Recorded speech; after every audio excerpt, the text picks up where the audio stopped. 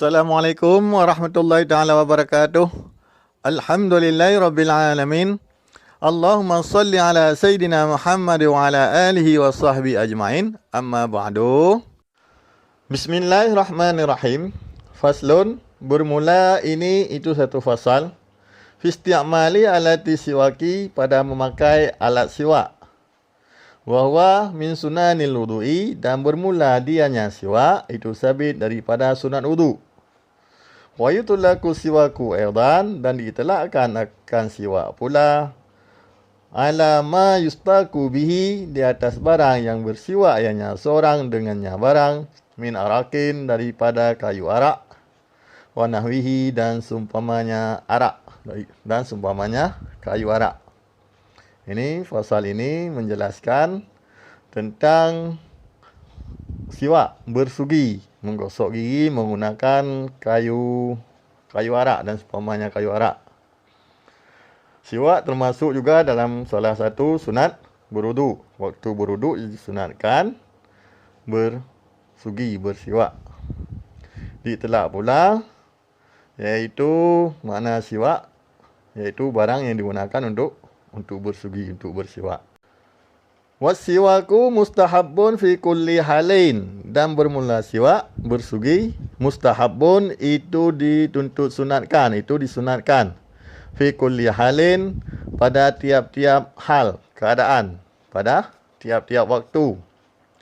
Wala yukrahu tanzihan, dan tidak dimakruhkan akannya siwak akan sebagai makruh tanzih, illa ba'da zawali, kecuali sesudah tergelincir matahari, lis-shaimi, bagi orang yang puasa, fardan atau naflan, fardu ada ianya puasa atau sunat. Hukum bersiwak, hukum bersugi, hukumnya sunat pada segala keadaan, pada segala hal.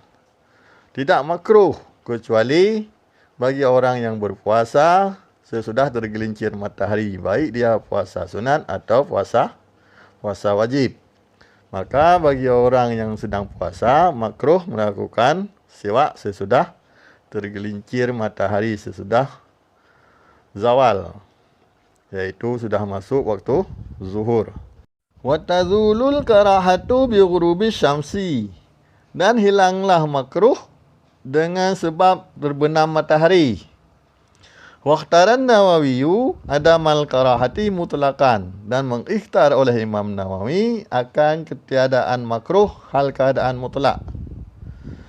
Bagi orang yang berpuasa, mulai makruh iaitu sesudah zawal, sesudah tergelincir matahari. Hilang makruh sesudah terbenam matahari, yaitu waktu berbuka puasa. Menurut Imam Nawawi, waqtara, mengambil pendapat yang kuat menurut Imam Nawawi, tiada makruh hal keadaan mutlak.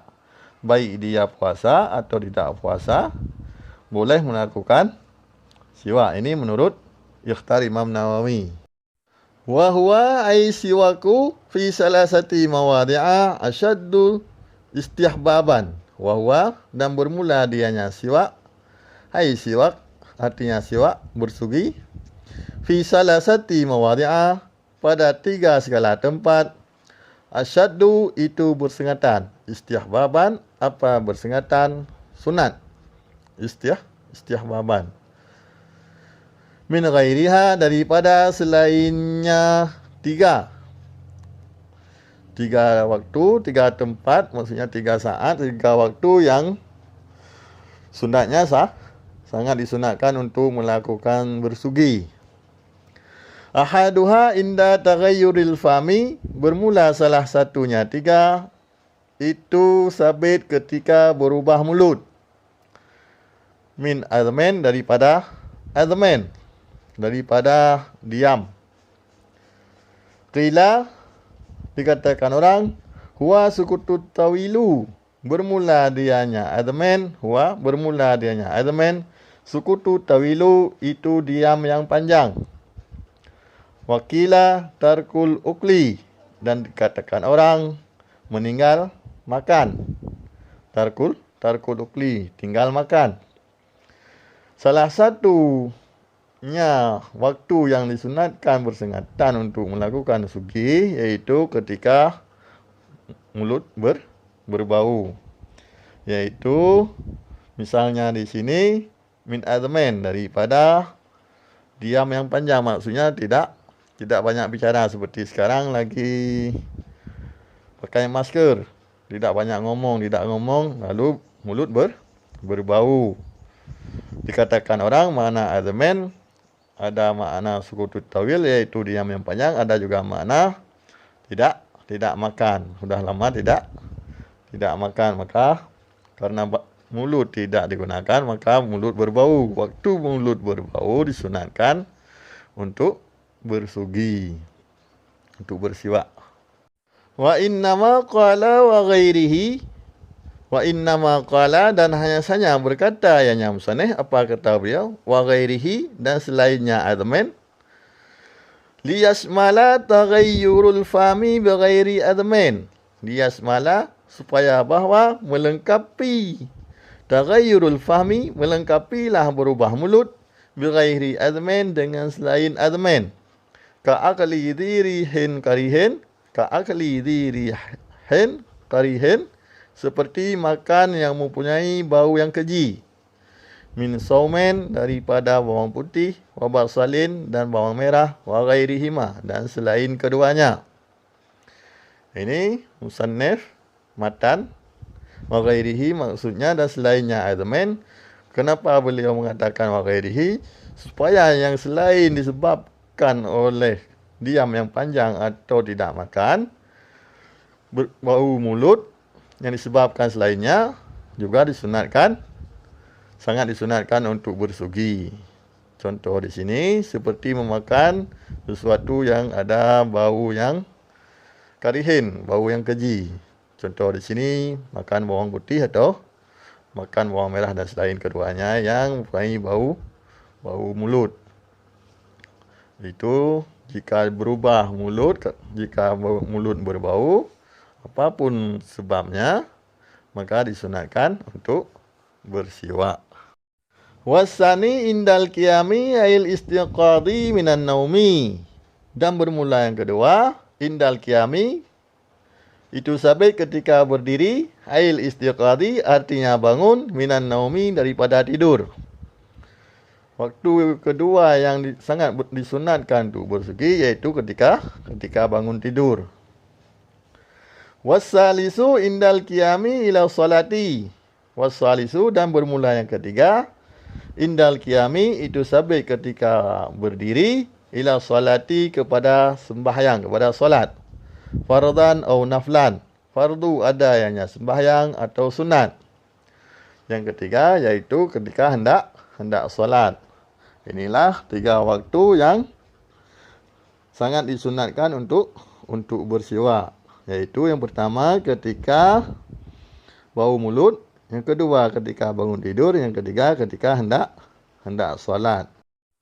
Wa ta'akkadu aidan, dan disunat muakkadkan akan bersiwak pula, akan bersugi pula, fi ghairi salasati madhkurati, pada selain tiga yang disebutkan.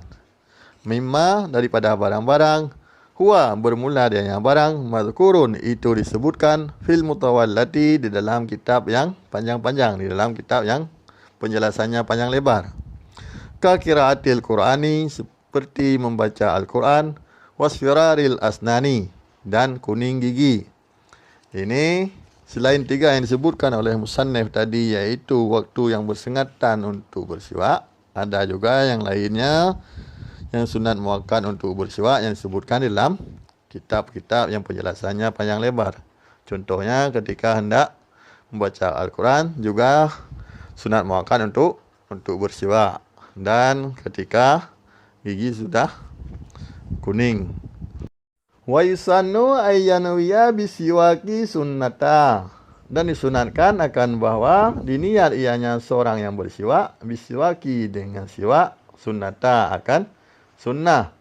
Orang yang melakukan siwak disunatkan berniat di dalam hati bahwa yang dia lakukan ini itu salah satu daripada sunnah Rasulullah sallallahu alaihi wasallam.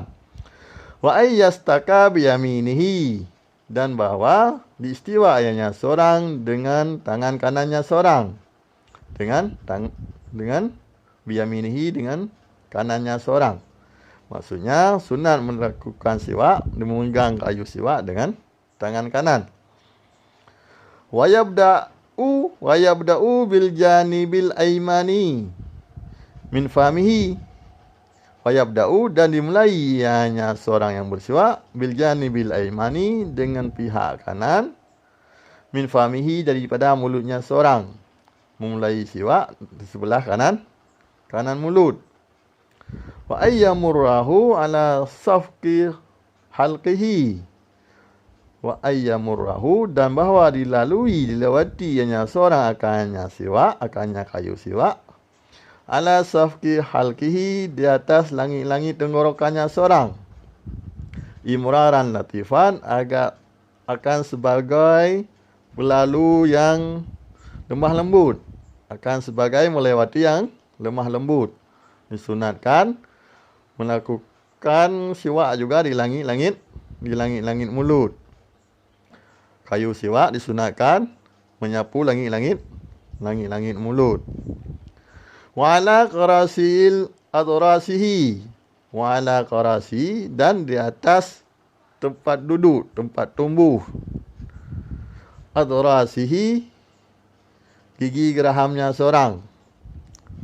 Disunatkan juga menggosok, yaitu gusi-gusi tempat tumbuh gigi geraham. Qarasi makna dasarnya tempat duduk, maksudnya tempat tumbuh gigi. Kalau di sini, qarasi di sini yaitu tempat duduk gigi geraham, maksudnya gusi tempat tumbuh gigi geraham. Wallahu alam. Mudah-mudahan bisa dipahami. Wabillahi taufiq wal hidayah. Wassalamualaikum warahmatullahi wabarakatuh.